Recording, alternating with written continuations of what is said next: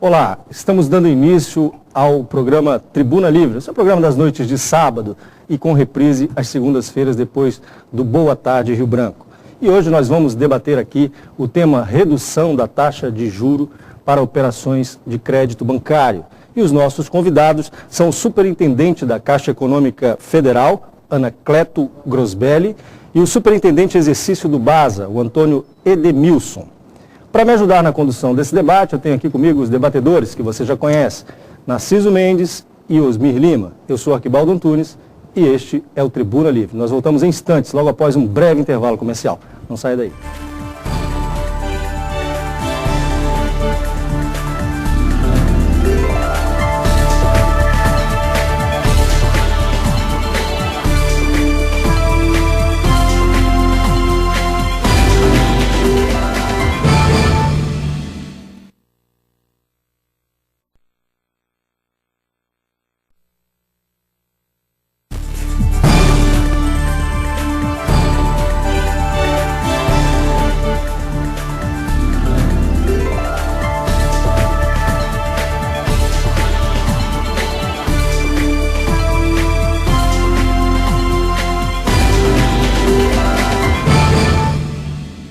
Estamos de volta para o primeiro bloco do programa Tribuna Livre, que debate aqui hoje o tema redução das taxas de juro para operações de crédito. E os nossos convidados são o superintendente da Caixa Econômica Federal, Anacleto Grosbelli, e o superintendente em exercício do BASA, Antônio Edemilson. Boa noite, Antônio Edemilson. Boa noite. É um prazer estar aqui representando o Banco da Amazônia, um banco que tem um alcance regional muito grande, é o maior agente de fomento da região. Muito obrigado, é uma satisfação recebê-lo. Ao senhor Anacleto Grosbelli, boa noite também. Boa noite a todos os ouvintes, aos nossos companheiros desse bate-papo. É sempre bom a gente poder estar trazendo as notícias, estar trazendo aí os movimentos, né, nesse reposicionamento bancário brasileiro. É uma honra tê-lo aqui também. Eu gostaria de lembrar aos nossos telespectadores, de informar que no próximo sábado, dia 28, nós teremos o primeiro debate com os pré-candidatos.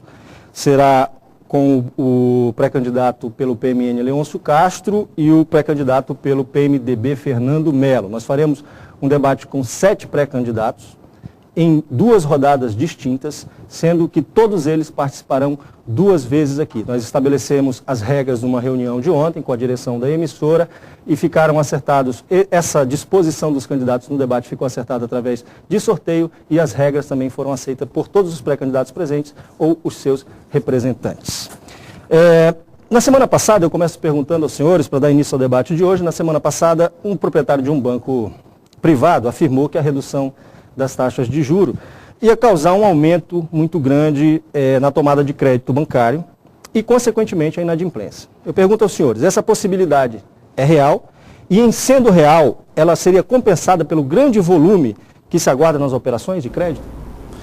Bom, veja, primeiro que todo banco e todo negócio tem risco, né? Basta você fazer uma análise mais criteriosa, né? Até porque você vai diminuir a sua rentabilidade na operação, então você vai ter que ser um pouco mais criterioso com relação ao volume de autorizações e deliberações.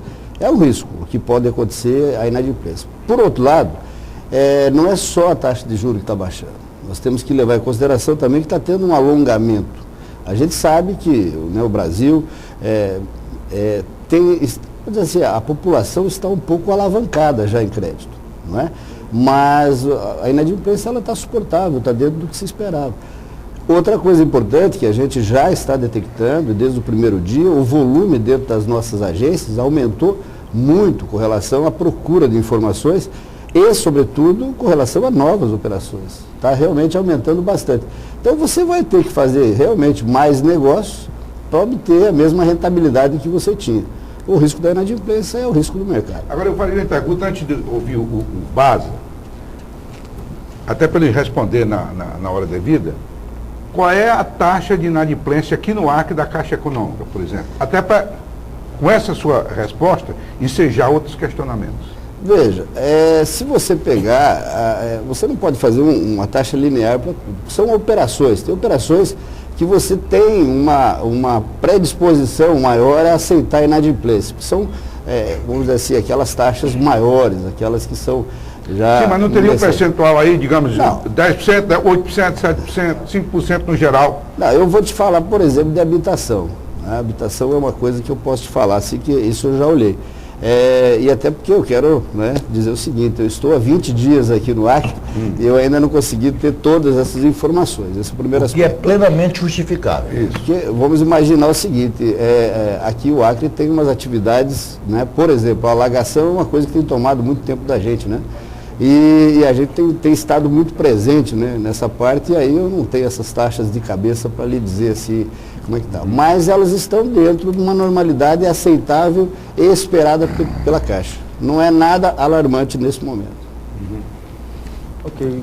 Bem, Senhor Demilson, por gentileza. a gente tem percebido no Banco da Amazônia também a procura constante por informações, pelo crédito, é outro diferencial que as pessoas estão buscando. E é como a Anacleto colocou, toda operação de crédito tem riscos e todo banco tem os instrumentos para mensurar esses riscos, né? Então cabe a cada banco tomar as medidas realmente de contingenciamento desse risco para que a gente possa operar na normalidade e dando realmente as condições que as pessoas procuram. Chegando aqui a colocação do Osmir a respeito de inadimplência, o que a gente observa nas operações bancárias exatamente no Banco da Amazônia? Nós temos também, como na Caixa, o perfil das dívidas. É agricultura familiar, é comércio e serviço, é o industrial. Então, cada linha de crédito dessa ela é analisada linearmente. Então, cada uma tem suas peculiaridades. Por exemplo, agricultura familiar, qualquer município que ele estiver com a inadimplência acima de 6%, fica bloqueado o crédito naquele município. Isso é o chamado gatilho da inadimplência. Só para citar bem, quando dá 6%, acende a luz vermelha. Acende a luz vermelha. Né? E aí qualquer operação de crédito na agricultura familiar acima de 6% já tem que pedir autorizações para serem feitas. Abaixo desse padrão, o que ocorre? As agências mesmo têm autonomia para operar. No Acre, apenas 3 municípios, apesar da agricultura familiar ser tão discriminada, eles têm uma inadimplência nesse perfil. Então a gente precisa pedir as autorizações para operar e nem por isso deixamos de operar. A gente continua operando com o município desde que seja previamente autorizado pela alçada competente. O Anacleto e Ednilson, só os ingênuos podem imaginar que as taxas de juros possam ser baixadas por decisão política do presidente ou do Conselho Monetário ou do presidente do Banco do Brasil, porque é uma questão eminentemente técnica. Embora, vendo-se a ilusão de que isso é possível. Uma das aberrações com a qual eu não compartilhei, mas parece que o Osmir compartilhou. Como assim? E como? Não entendi. Nós, como constituintes, chegou-se a tabelar a taxa máxima de juros. Não, ao contrário, eu fiz parte da equipe junto ao Dornelles. E ela é contra. Que é contra, altamente contra. Mas não encontrei nenhuma dessas reuniões que a gente debate aqui dos contra, tá, Osmir? Você estava sempre ao jeito. A gente sabe que é uma questão eminentemente técnica. Sim. Até porque, Narciso, um ligeiro comentário. Eu sou de acordo com o que disse o Delfim.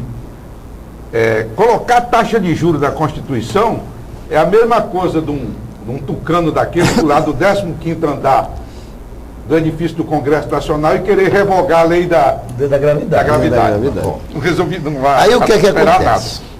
Mas eu tenho aqui na revista, nas partes econômicas das grandes revistas, porque ainda bem que a presidente Dilma Rousseff chamou para si a responsabilidade de enfrentar a agiotagem nacional. Aí, e você não tem nenhuma culpa, cara, porque a culpa é do andar de cima. E nós praticamos no Brasil taxas de juros que se equiparam a pior agiotagem mundial. É tanto que há mais de 2 anos o Brasil era o primeiríssimo lugar nessa agiotagem. Acabou perdendo lugar agora para a Rússia, né? Nós somos vice-campeão. Agora acontece o seguinte, na reunião a vida entre as autoridades econômicas do país, com a FEBRABAN,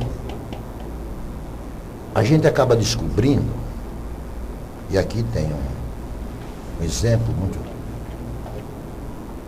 claro, que explicita realmente a agiotagem, é que para cada R$100 que a sociedade paga de juro, aí sim, eles apresentam uns argumentos técnicos altamente mentirosos e falaciosos. Normalmente, e aqui vocês estão isentos dessa pesada crítica, esses argumentos é levantado mais pelas instituições privadas. Osmir, para cada R$100 de juros que um cliente paga de juro, ele paga 25% pela taxa de captação do banco. O banco, como se o banco, quando um cliente depositasse, ele pagasse 25% de rendimento, o que é uma mentira. Inclusive a taxa de captação nascida é 9,75. É uma mentira. Não 25. Mas ele justifica na fórmula técnica que remunera 25% para captar. Mentira. Depois, eles exigem como remuneração de lucro do próprio banco 24,40%. O que é um lucro exagerado. O que é um absurdo. Que é um absurdo.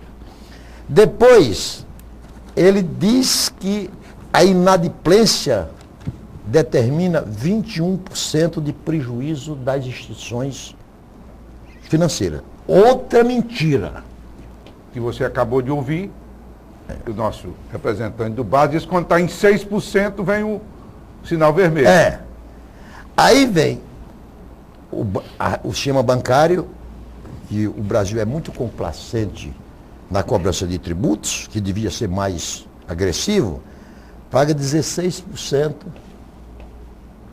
de impostos, mais 9,40% de custos administrativos.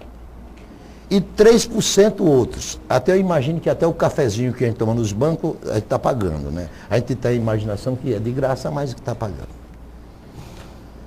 E aí, Narciso, você compõe com essas informações que você dá o chamado spread bancário. Então, que é a diferença entre a captação, não é isso? E a remuneração. Logicamente, Osmir, do banco. a gente tem que fazer um debate desse com instituições privadas também, né? Claro. Porque são os vilões. Não vamos aqui esconder a realidade.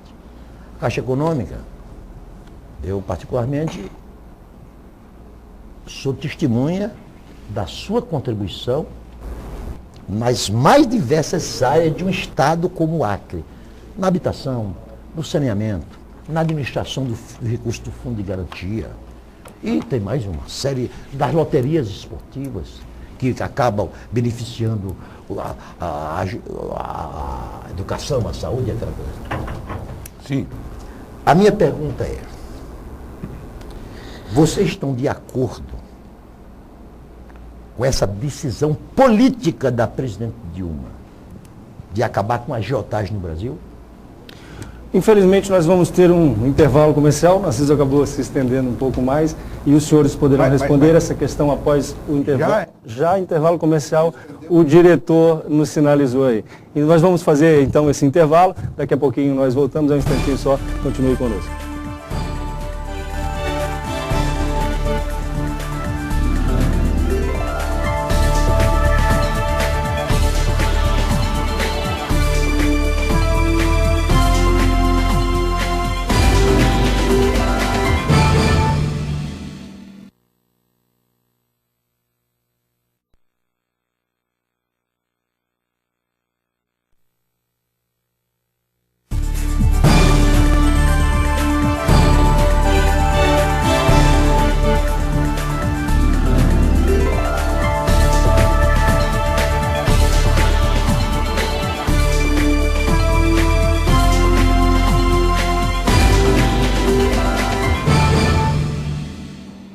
Estamos de volta para o segundo bloco do programa Tribuna Livre, que debate o tema aqui hoje, redução das taxas de juro para operações de crédito bancário. No bloco anterior, o Narciso Mendes perguntou se os superintendentes da Caixa Econômica Federal, Anacleto Grosbelli, e o superintendente em exercício do BAS, o Antônio Edmilson, concordam com a decisão da presidente Dilma em reduzir essas taxas. O senhor, por favor, senhor Grosbelli. Beleza. Bom, primeiro que, importante a sua pergunta, Narciso, no aspecto... E não gostou do elogio que fiz à Caixa Econômica, não? Não, eu estava aqui me preparando para agradecer, né? Importante a pergunta, agradecer aí as palavras, né, elogiosas ao corpo técnico da Caixa aqui no Acre. E de fato, o que você falou, realmente a Caixa no Acre tem buscado se fortalecer e buscado participar, né, do desenvolvimento do Acre. Utilizando aqui muito rapidamente a alagação, nós estamos colocando esta semana na cidade de Rio Branco mais de 5 milhões de reais, que são aquelas pessoas que foram vítimas da alagação. Então eu acho que isso é uma forma de você estar ajudando também no desenvolvimento do Acre e principalmente para aquelas pessoas que foram, né, tiveram esse problema aí, muito triste. Mas assim, mesmo nos momentos difíceis, né, e nos momentos difíceis a gente está ali, está participando. Recebemos 40 colegas do Brasil todo para vir ajudar a atender melhor essas pessoas e, como eu disse, colocando dinheiro aqui no Acre. E aí quando você fala de habitação, a gente tem participado e com uma novidade. Vamos agora, nesse ano aqui, ir mais para o interior também. Para o lado rural, é importante, para os índios também, fazemos o Minha Casa Minha Vida, que inclusive vai ser piloto aqui no estado do Acre, para índios também. Então, é importante o desenvolvimento, é importante saneamento, é importante estudo, e a gente fica feliz de estar podendo participar desse momento tão importante. Com relação a esse reposicionamento do sistema financeiro, eu não vejo como alguém não concordar. Não é? Porque, apesar de, né, você ter dito que é um ato político a redução da taxa de juros, mas acho que estava faltando alguém, né, com pulso, como tem a presidenta Dilma, de simplesmente dar um basta nisso. Esses juros estavam... no Sul a gente usa muito esse termo, estavam indecentes, esse era o termo, era muito caro. A revista aqui chama Sinistro, aqui tem um artigo que chama Juros Sinistros. E aí a gente consegue ver exatamente o seguinte, hoje a gente tem condição sim de ajudar o desenvolvimento regional, porque com taxas de juros que você consiga pegar o dinheiro com um prazo bom e conseguir pagar, e conseguir fazer com que o seu negócio progrida, que você consiga contratar mais gente, enfim. O que os bancos vão ter que fazer com essa redução? Vão ter que trabalhar mais, vão ter que se contentar com uma taxa de juros mais aceitável, uma taxa de juros que fosse normal.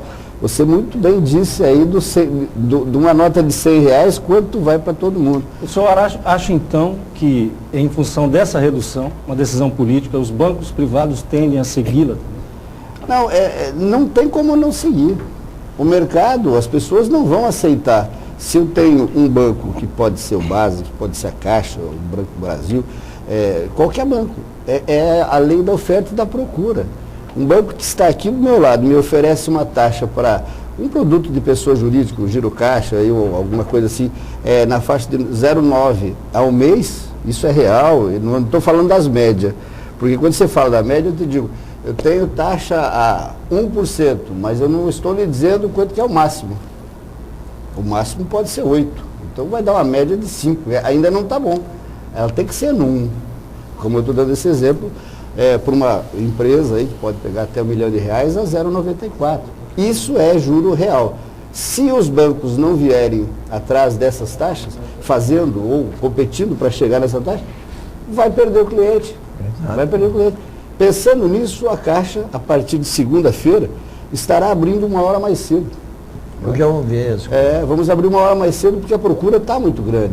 E ainda tem uma outra coisa, para aquelas pessoas físicas que trabalham e que não podem ir ao banco, não estão tendo tempo de ir ao banco, dia 12 de maio nós vamos abrir o sábado inteirinho, para atender no sábado. Então eu acho que assim, o reposicionamento bancário ele veio de uma forma, eu acho que para valer, não tem volta não. Então nós vamos estar abrindo uma hora mais cedo, até o dia 11, e no dia 12, que é o sábado, a gente trabalha o dia todo em todas as nossas agências.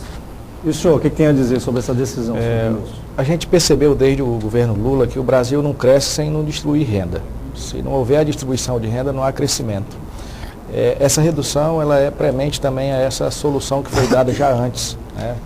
Quando você deixa de entregar os seus salários para o banco, você está com mais dinheiro na mão e, consequentemente, a sua vida está melhor, né? O Banco da Amazônia, ele trabalha com esse perfil, exatamente do desenvolvimento social. Visa realmente, como na Constituição de 88, que tem 2 constituintes na época que instituíram esse fundo, que tinha exatamente essa finalidade, de trazer as melhorias das condições de vida das pessoas que vivem na nossa região. Hoje, a gente tem um plano de aplicação de recursos do FNO, que é um plano público, ele é aberto para todo mundo, mostra-se taxa de juros, mostra-se quais são os segmentos que você pode atuar, mostra em quantos viés se distribuiu o FNO. Na realidade, hoje o FNO está distribuído em 5 linhas específicas, né, que é o FNO Pronaf, que é voltado para o segmento da agricultura familiar, que chega a um limite de até 130 mil, com a maior taxa de 2% ao ano, né, sem nenhum indexador, né. Aí vem o FNO Micro e Pequena Empresa, que ele é um fundo especificamente para esse setor que mais gera emprego e mais gera renda, né. Então, taxas em torno de 6,75 e a maior 7,25 com 15% de bônus em cima. 7,75 ao ano? 6,75 ao ano para microempresa e 7,25 para pequena empresa, né, que tem um faturamento de até 3 milhões e 600. Né. Mas esse percentual já com redução? Ainda não. Ainda não. Essas taxas elas têm um bônus de adimplência de 15% sobre os juros cobrados. Então, para se ter ideia, se a gente traduzir na taxa mês, 6,75 fica 5,74, ele paga em torno de 0,48 mês. E esse recurso ele serve tanto para capital de giro quanto para investimentos, aquisição de máquinas, de equipamentos. Então, tem como Eu faço uma observação até para o telespectador, quando ele está falando no FNO, e muita gente talvez não sabe o que seja isso. O FNO faz parte dos fundos constitucionais criados na Constituição de 1988, que seriam em torno de 3% do que é arrecadado de imposto de renda, para colocar para as regiões mais pobres do Brasil, no sentido de tentar diminuir as desigualdades econômicas e sociais do país. E justificar o nome de federação, né? Exato. Mas aí eu teria uma questão para a Caixa Econômica. Um amigo meu, quando soube que vocês vinham para cá, pediu que eu fizesse essa pergunta. É sobre o sistema financeiro de habitação. Eu tenho um amigo que fez, digamos assim, em termos hipotéticos, um financiamento de 40 mil para uma casa própria no passado. Durante 15 anos.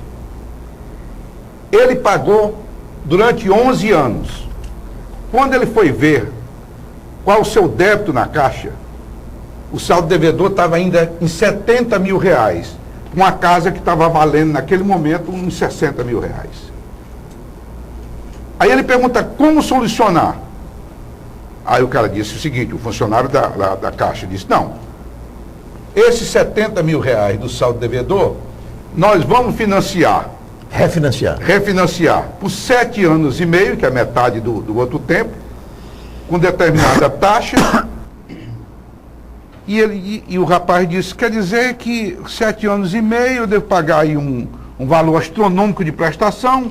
Quando terminar esses 7 anos e meio, eu devo estar devendo mais uns 100 mil. Aí eu vou fazer um refinanciamento de 4 anos para dever. A casa vai sair por quase 1 milhão e eu não tenho essa possibilidade de pagar. E acabou o assunto indo para a área jurídica, a justiça decidindo. Como é que a Caixa está vendo esses problemas do passado? Bom, vamos por partes. Como disse o esquartejador. Esquartejador. Isso, vamos por partes. Bom, primeiro, prezado Ozir, eu tenho 28 horas de Caixa e esse exemplo que você deu é alguma coisa antiga.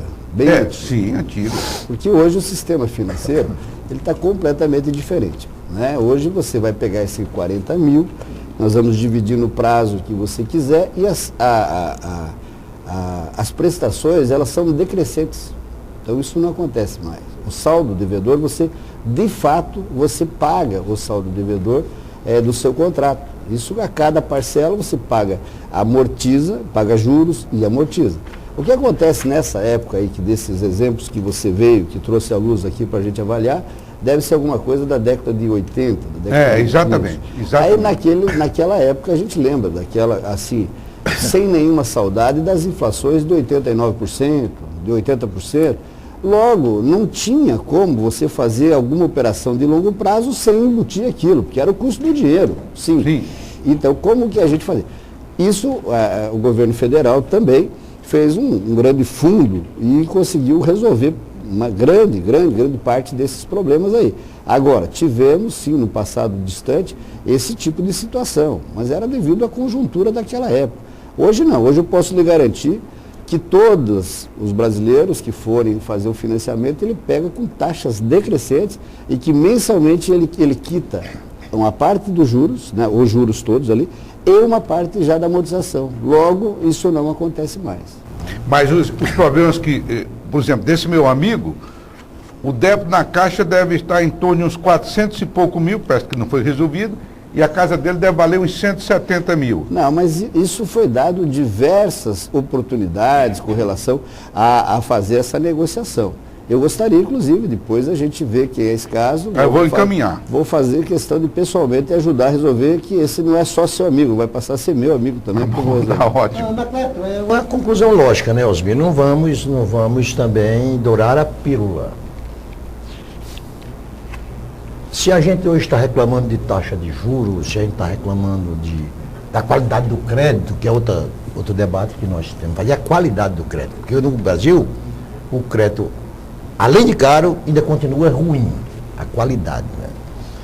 Mas a bagunça mesmo estabelecida é quando nós tínhamos que conviver com taxa que nenhuma autoridade monetária, e por mais exímio economista que fosse, estaria prever a inflação do mês que vem. Nós chegamos a viver, aqui momento, que a inflação deu 30% ao mês. Chegou mais, né? Isso é incivilidade, isso é uma selvageria econômica.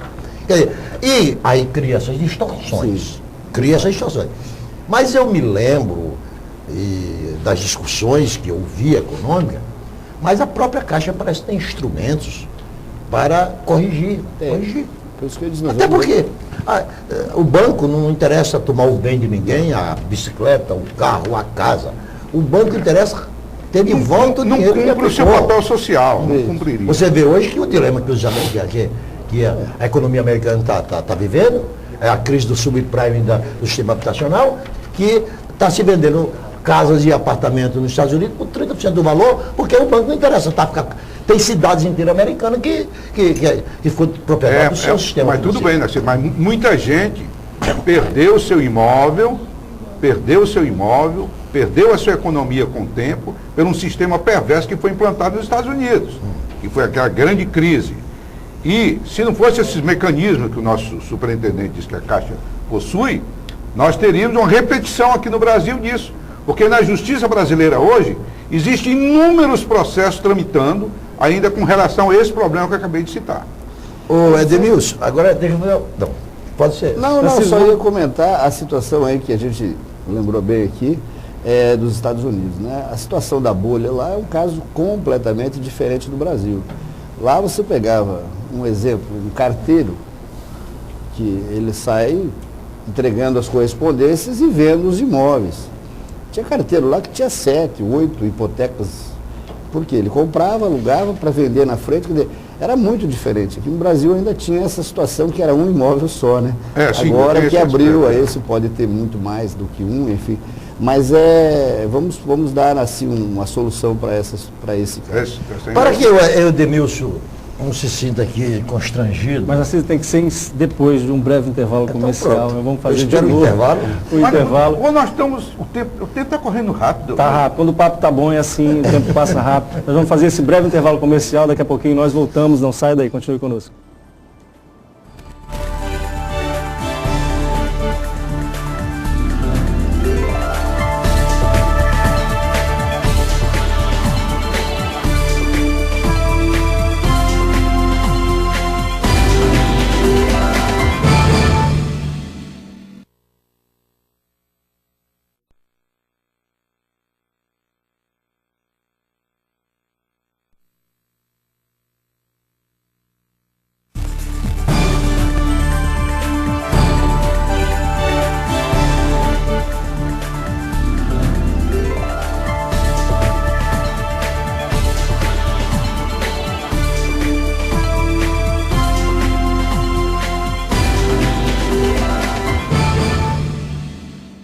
Estamos de volta para o terceiro e último bloco do programa Tribuna Livre, que debate hoje aqui o tema redução das taxas de juros para operação de crédito bancário. Os nossos convidados são o superintendente da Caixa Econômica Federal, Anacleto Grosbelli, e o superintendente de exercício do BASA, o Antônio Edemilson. No início deste bloco, eu pergunto aos senhores o seguinte. Na semana passada, eu tive a oportunidade de conversar com o superintendente do Banco do Brasil, no programa Boa Noite Rio Branco, e fazer uma entrevista justamente sobre esse tema.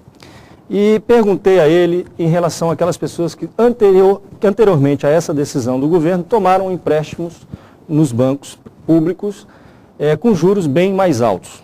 E ele me disse que havia a possibilidade dessas pessoas que estão endividadas com aqueles juros elevados antes dessa decisão de redução, poderiam renegociar com os bancos essas dívidas. Isso vale para a Caixa Econômica Federal e para o BASA também?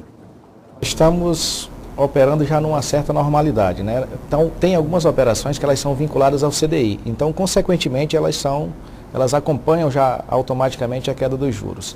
As outras empresas que operam com taxas pré-fixadas e que se sentirem travadas nos seus negócios, elas podem procurar o banco. A gente deixa bem aberto porque o banco é uma casa de negócios.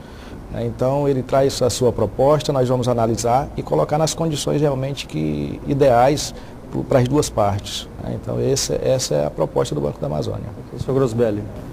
Veja, o mercado tem dado a oportunidade, inclusive para aquelas pessoas que recebiam, por conta de contratos, de venda de folha de pagamento, negociação de folha com o governo do Estado, com a Prefeitura, enfim. Para essas pessoas também, a partir de janeiro, elas começaram a ter a portabilidade. Com a portabilidade, ela escolhe onde ela quer receber. Essas pessoas que escolhem onde elas querem receber, elas chegam com uma série de benesses. Isso é tipo cartão de crédito. Você fala que você não vai pagar tarifa, eles isentam. Então é mais ou menos por aí. A negociação ela está fluindo naturalmente. Então eu não tenho como deixar de atender primeiro o meu cliente nessa renegociação, numa nova modalidade, enfim. Assim que eu estou fazendo para os clientes que estão vindo de fora.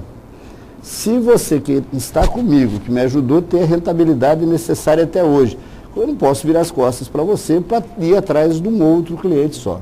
Então não é só para aquele cliente novo as benesses dessas novas taxas de juros. É para a clientela normal que tenha possivelmente possibilidade de trocar de uma operação para outra. Porque não foram todas que tiveram a mesma redução. Teve operações que a gente teve 30% de redução, mas teve operações que teve 80% de redução na taxa de juros. Então, aí você tem como estar reposicionando o cliente dentro da sua unidade mesmo, ali da sua agenda. Aí vem o respaldo da decisão política, né? Exatamente. Inclusive, Narciso, com essa notícia que eles estão dando, e essa que você confirmou do Banco do Brasil, eu saindo desse programa, eu vou reposicionar minha taxa de juros, que eu estou me acabando. Osmir é tão abastado que ele não se preocupa, ele se preocupa com taxa de juros por causa de defesa própria, não. Ele está se preocupando com o rendimento da poupança. Que é outra miséria, né?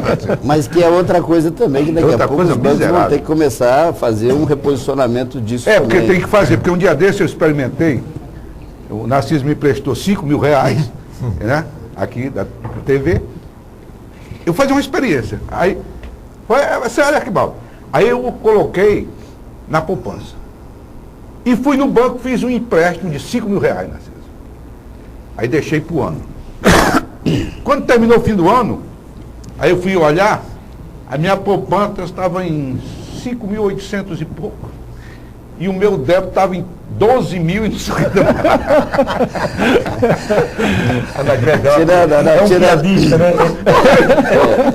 Eu não tiro como...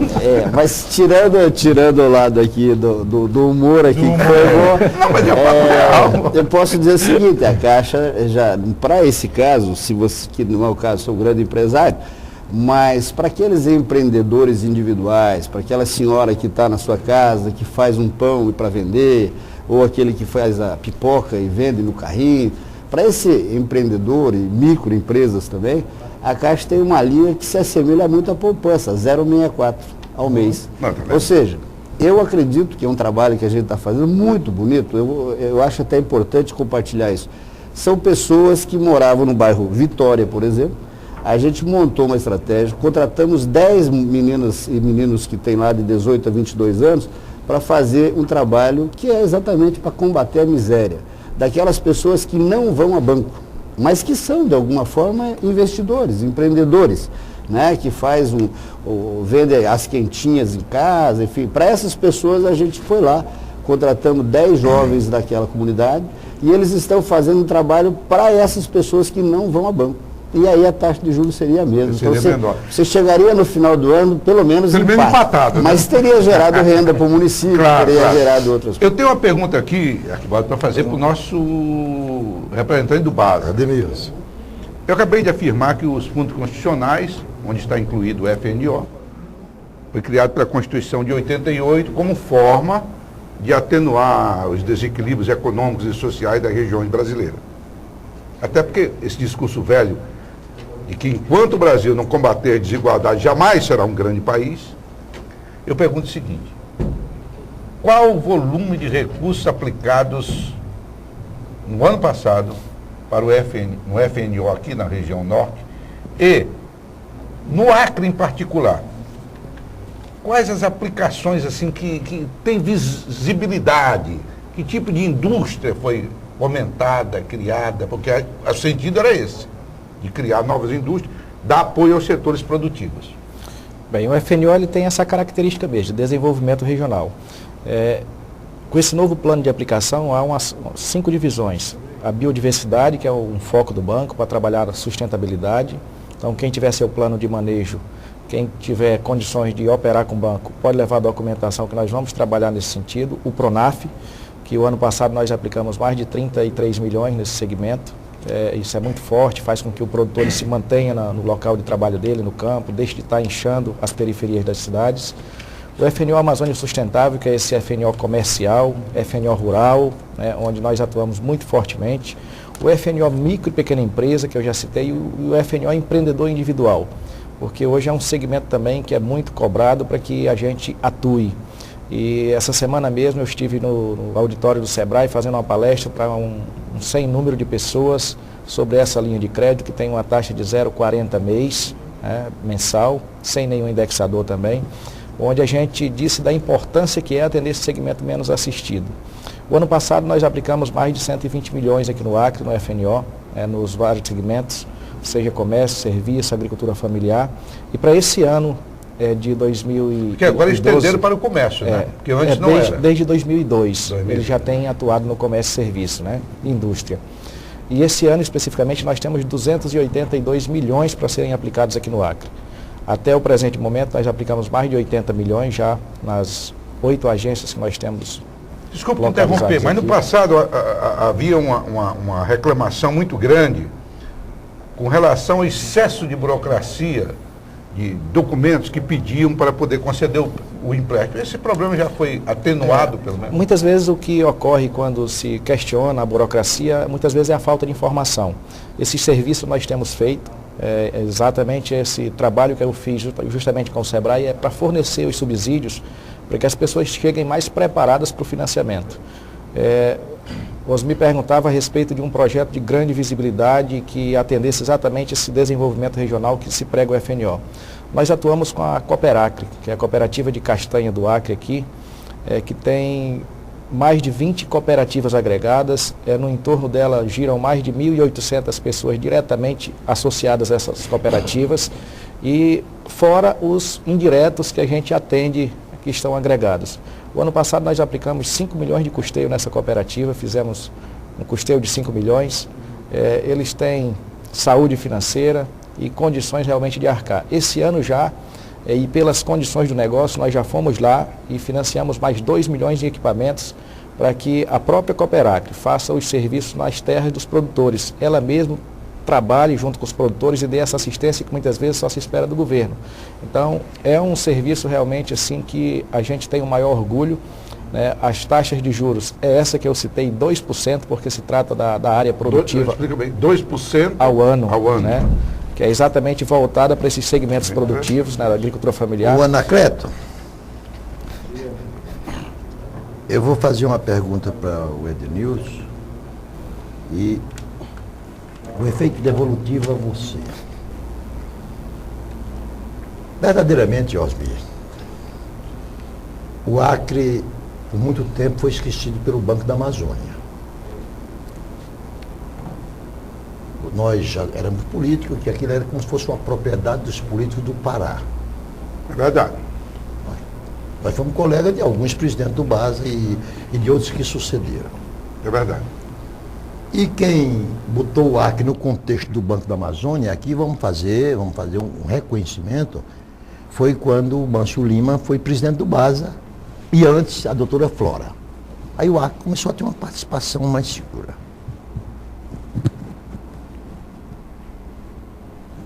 Então, parece que o acreanismo, ou o amor ao Acre, falou mais alto. Com relação ao Banco do Brasil, aí é a pergunta capciosa que eu vou fazer. Vou ver se você sabe responder.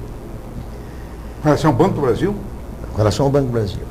Com relação aos superintendentes do Banco do Brasil. O Acre é um lugar interessante. Ou você chega aqui e começa a gostar e querer bem, e querer ajudar, ou você chega aqui como se fosse cumprir uma missão, um castigo. Eu vou ter uma temporada daqui e ir embora. É um trampolim para uma carreira. Um trampolim de uma E carreira. eu não vou citar aqui nomes de superintendente do Banco do Brasil que chegaram aqui, que a gente notava que o cara não gostava de estar aqui. Não gostava de estar aqui. A presença do Aurélio na Caixa Econômica, o sucesso dele, talvez se deva muito ao fato dele ser acriano. Você não é acriano. Você está disposto a adotar o Acre como sua terra, na saúde, na tristeza, na alegria e no dor? Essa é a pergunta que eu... Isso é um casamento. É um casamento, não é? Não, veja, a minha mãe é uma pessoa muito especial. Ela já está com seus 82 anos, mora sozinha e sempre foi muito sábia nos comentários e nos conselhos. Ela sempre disse que o melhor lugar do mundo para você viver é onde você está. Isso. Então, dentro desse espírito, esse é o meu 10º estado. E eu tenho amigos e deixei marca registrada nos outros 9. Tá? Foi uma opção pessoal de vir para o Acre, foi uma vontade própria de vir para o Acre. Por que você vem? Porque chega um determinado momento da sua carreira que você quer fazer mais do que você é contratado para fazer. Não é? Então, assim, dentro dos meus últimos, vou pegar só dos últimos 5 anos de experiência, foram 2 anos na área de desenvolvimento urbano do estado de São Paulo. Não é? Então, cuidando lá dessa área de governo. Aí 2 anos do Minha Casa Minha Vida, né? Ajudando a construir aquele 1.005.000 casas que nós fizemos até o final de 2010. E esse último ano cuidando dos programas sociais da Caixa, quer seja Bolsa Família, Seguro-Desemprego, Cadastro Único, enfim. Então, juntando isso, eu entendi que aqui era um bom lugar para colocar em prática todo esse aprendizado. E tem umas coisas assim interessantes aqui. Eu já tomei a água do Acre, já comi um pato com tucupi, né? Então eu já estou devidamente, já estou quase um cidadão acreano. Aliás, hoje fazem 30 dias que eu estou chegando aqui na cidade de Rio Branco. Estou muito feliz. A receptividade deste povo aqui é alguma coisa que é um diferencial. E o mais interessante também, é importante, como recebem bem as pessoas. Porque você também tem 2 coisas. Às vezes você não é acolhido. Quando você não é acolhido, você pode se retrair também. Mas não foi o caso. Eu aqui fui muito bem acolhido. E assim, com muita coisa boa para fazer, trazer muitos investimentos, utilizando inclusive do conhecimento desses últimos 5 anos de Brasília, que eu acho que são importantes, né, para você saber os caminhos para facilitar. Então, não tenha dúvida nenhuma, vamos continuar expandindo a Caixa no estado do Acre, queremos chegar em 100% dos municípios, né, e abrindo novas agências aqui na cidade, além dessa nova agência que a Rio Branco vai mudar ali, que é a nossa agência do centro, vai mudar para a praça. Tem mais umas 2 agências sendo implementadas para entrega ainda esse ano. E o resto do interior, que, como eu disse, nós vamos fazer uma coisa um pouco diferente, que é interiorizar também a habitação, interiorizar também a Caixa. Então, meu amigo Narciso, com a sua receptividade de todos os acreanos, aqui eu estou me sentindo muito bem e se depender de mim... Já o caso do Antônio aqui, de Mills, é diferente até, sabia, Narciso? Porque ele é do quase estado independente do Juruá. De Cruzeiro. Eu estive Eu estive em Cruzeiro do Sul, eu comecei minha carreira no banco em Tarauacá, eu fui para Tarauacá também por uma opção, porque eu tinha muita vontade de banco, né? E eu larguei o Tribunal de Justiça e fui para exatamente a área bancária, né? Onde eu trabalhei 2 anos e pouco. E é assim mesmo, quando a gente chega, tem horas que a gente dá aquele impacto, mas é ter esse sentimento. Eu vim para ficar e é aqui que eu vou fincar minhas trincheiras, né? E é dessa terra que eu tenho que gostar. E a gente aprende a gostar. Quando eu passei um tempo em Tarauacá, já estava pensando em ficar por lá, né? E aí apareceu a opção de voltar de novo para Cruzeiro, voltei, onde me inscrevi no processo gerencial e aí eu vou voltar ao presidente Mâncio. Realmente o Narciso foi quem trouxe muitas inovações aqui em termos de FNO. Essa parte do comércio e serviço não existia, foi colocada essa linha de crédito comércio e serviço na gestão dele, que atende e dá condições de negócio para muitas empresas hoje, né? Outra coisa importante na época foi o programa de milhagem Amazônia, que era um programa específico para a região do Juruá, que tinha uma situação de transporte de mercadoria. Então foi uma linha criada via BNDES, que deu uma carência adequada exatamente para ter aquele fluxo, né? E hoje o banco, novamente, ele continua, né, com essa performance. A gente sempre diz que o banco tem que estar onde estão as pessoas. Então, onde tem um projeto inovador, onde tem uma coisa nova, o banco tem que estar junto. Nós temos vários segmentos aí que nós estamos acompanhando. Eu só faria uma correção ao Narciso, quando ele citou os diretores do BASA, que inclusive na nossa época nós trabalhamos para isso. Nós tivemos também o Jorge Ney Ribeiro, que antecedeu a esses. Jorge Ney Ribeiro, mas que era foi diretor, não era presidente. É o caso sim. A Flora e o Mâncio Lima foram presidentes. Mas teve a participação do Acre na direção. Mas eu vou voltar para o Anacleto, porque eu quero provocá-lo para saber se ele quer mesmo, já que está gostando Ele do disse que já ar. tomou a água. Não, mas eu vou explicar, sabe por quê? Que é uma coincidência, como eu não sou hipócrita, eu vou fazer a provocação. O Anacleto vem de Natal, a cidade que... cidade... O que vai fazer puxar saquinho da tua cidade? Hein? Aí ele está numa festa da sua. É uma decisão. É a escolha de Sofia, né? É a escolha de Sofia. Agora é uma bela capital. Uma bela capital. Agora eu gostaria de informar os senhores que nós estamos chegando ao final do programa. Nós teremos 1 minuto para suas considerações finais, senhor Anacleto, e 1 minuto para suas considerações finais, senhor Edmilson. Mas tu não deixa nem de fazer um comentáriozinho antes de encerrar? Dessa vez vai passar. Não, ainda bem que agora parece estar passando aquela fase, Narciso, de que você tinha que provar aos bancos que não precisava de dinheiro para eles emprestar. Está acabando essa fase. Não, aí você vai me dar também um precedente. Tá vendo? Olha, Só que eu fui abrir- abriu para mim, abre para mim. Eu vou ler aqui uma frase de um economista americano. O banco é um lugar onde o gerente empresta o guarda-chuva, oferece o guarda-chuva quando está fazendo um bom tempo e pede de volta na hora que começa a chover. Tá certo, né? Você é assim, não? Na verdade, mas a gente sabe que sempre tem um fundo de verdade. Mas aqui no Acre, com esse sol escaldante, às vezes é bom guarda-chuva, mesmo nos dias de sol. É verdade. É bom ter. Mas assim, primeiro agradecer, né? Excelente companhia aqui na condução também do programa. Foi realmente, o tempo passa rápido aqui. Foi muito bom. Mas eu acho que com relação a esse reposicionamento do mercado financeiro, eu acho que a gente tem que ir mais além. Não é só a taxa de juro que baixou. Eu acho que tem que ficar claro que houve um respeito aos clientes.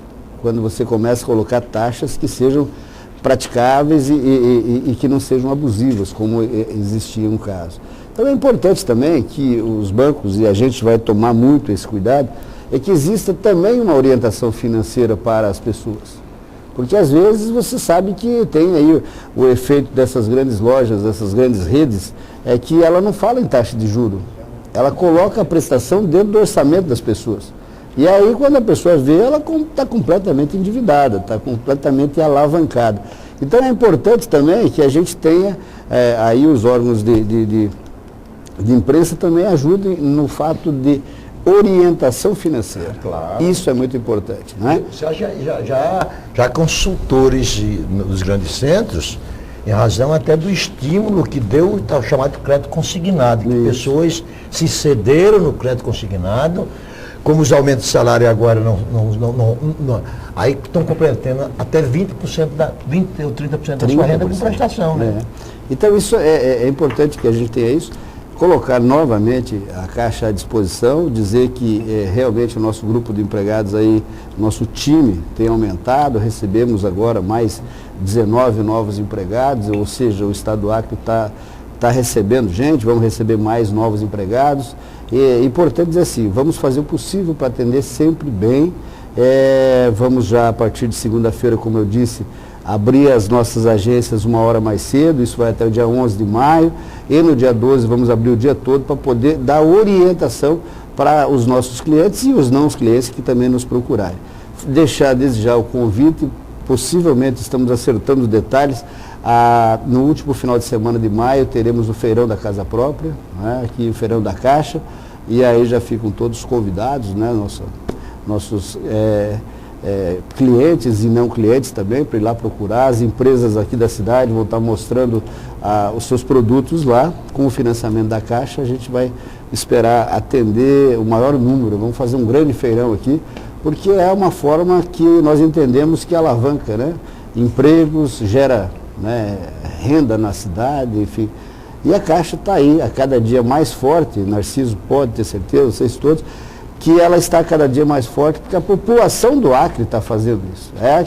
Quem é que está depositando os seus recursos lá, quem é que está indo buscar, é a população do Acre. Então a gente está a cada dia mais forte no Acre e no Brasil, graças a esse, né, vamos dizer assim, esse voto de confiança que a população do Acre tem feito para com a Caixa. Senhor Demilson, um minuto, por Agradeço gentileza. o convite. Eu acho que é uma oportunidade ímpar de estar divulgando o banco, de estar trazendo as condições que nós temos para trabalho. Dizer que a principal situação que nós estamos pregando hoje no banco é a informação. Com boas informações a gente consegue bons negócios. Então na semana que vem estarei indo a Cruzeiro do Sul, onde a gente vai falar com as micro e pequenas empresas, empreendedores individuais, no sentido realmente de alavancar negócios e trazer as condições que nós temos que apresentar à sociedade. Muito obrigado. Ok, obrigado. Em nome da produção do programa, eu agradeço ao senhor Anacleto Grosbelli, superintendente da Caixa Econômica Federal, a senhora Antônia Demilson, que é superintendente em exercício do Banco da Amazônia.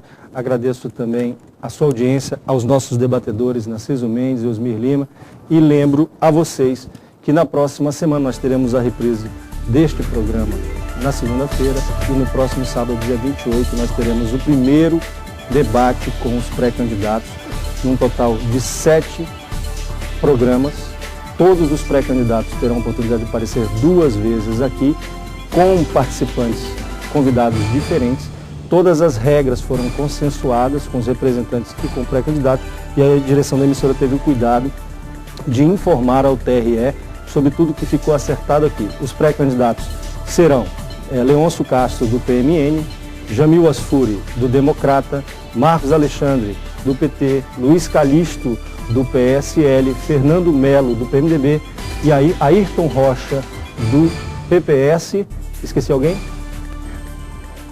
E Tião Bocalon, do PSDB. Então será a partir do próximo sábado, nós teremos rodadas de debates com os pré-candidatos. Agradeço também a sua audiência, porque é graças a ela que nós já consolidamos o sucesso do Tribuna Livre. Nós voltamos na segunda-feira com a reprise e no próximo sábado com início com os debates com os pré-candidatos. Até lá.